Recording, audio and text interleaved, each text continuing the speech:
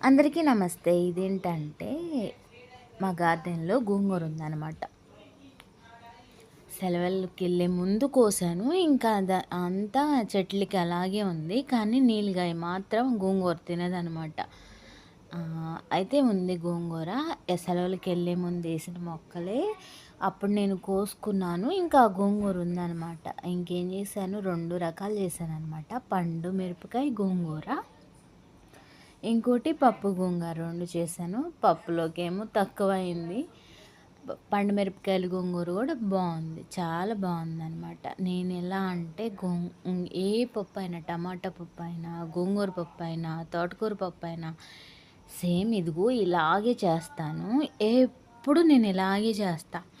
నేను ఫస్ట్ పప్పు టమోటా అలా వండననమాట. పప్పు గోంగూర అలా వండి తర్వాత తిరగమూత పెట్టను. ముందే తిరగమూత పెట్టి తర్వాత ఓన్లీ ఇంకా ఏం చేస్తానంటే పప్పు గుత్తితో కలబెట్టేసి తినేస్తామన్నమాట.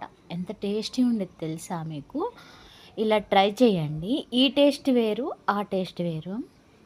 ఆ టేస్ట్ కంటే ముందు పప్పు గోంగూర వండి తినేదానికంటే ఇది బాగుండిద్ది అనమాట. చాలా అంటే చాలా టేస్టీగా ఉండిద్ది. ఎందుకంటే ఇలా నూనెలో ఉడికిద్ది కదా, చాలా టేస్ట్‌లో చాలా డిఫరెన్స్ ఉండిద్ది అనమాట. ఇది వీడియో నేను ఒక్కదాన్ని తీసుకుంటాం వల్ల చూడండి క్లారిటీగా లేదు. పండు మిరపకాయలు గోంగూర కూడా తిరగమూత వేసి పెట్టాననమాట. ఇంకా మిక్సీ బట్టి తిరగమూత వేసి పెట్టేసేసాను.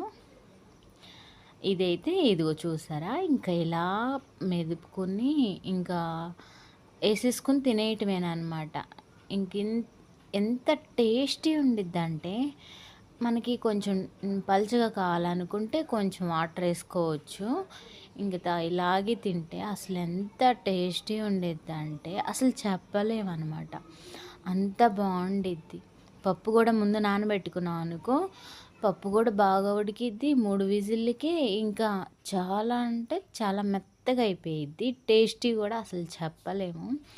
ఇంకా నెయ్యేసుకొని వేడి వేడి అన్నంలో పప్పేసుకొని గోంగూర పప్పు, గోంగూర పచ్చడి ఆ రెండిటిని ఇంకా మిక్స్ చేస్తే ఇంకా ఎంత టేస్ట్ ఉందంటే అసలు చెప్పలేను. ఇప్పుడు నేను చెప్తున్నా కానీ నా నోట్లో నీళ్ళు వచ్చేస్తున్నాయి అనమాట. అంత టేస్టీ ఉందనమాట. చాలా అంటే చాలా బాగుంది. ఇదేమో మావాడు స్కూల్కి వెళ్ళి వచ్చాడనమాట. అంతలోకి 2 కూరలు పచ్చడి కూర అయిపోయింది.